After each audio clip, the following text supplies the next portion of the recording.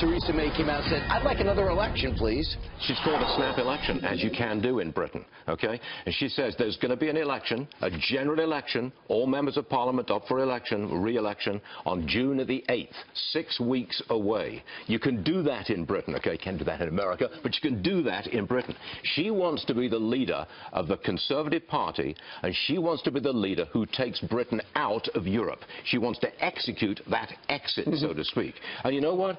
She's got a 21-point lead over her Labour Party opposition. So she seized the moment. So the people who don't support her views and her issues, they're probably out.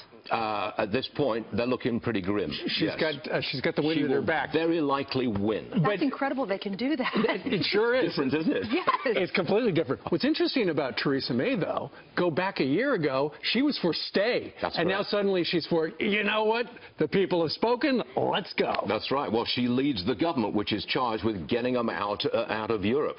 By the way, in Britain, you don't have these long, drawn-out election seasons like in America, where it can go on for a year. You've got 6 weeks. Campaigning is restricted to 6 weeks. That's it.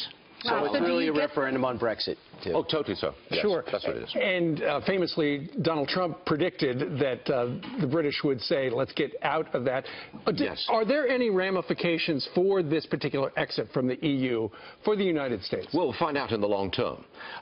More important is the French election coming up in a couple of weeks. Sure. Now, if the French decide to leave the European Union and leave the euro, there are profound repercussions in America because our dollar goes straight up and that euro goes straight down. Big implications. Since President Trump won, I feel like what's different around the world is people are listening to their constituents now, whereas before more politicians had the power. Now, around the world, they're starting, like, look at Theresa May. She switched her views on Brexit because she's listening to the people. The people's voices matter. Or the people spoke. Maybe they'll speak in France as well. Right. They certainly spoke in America. Right.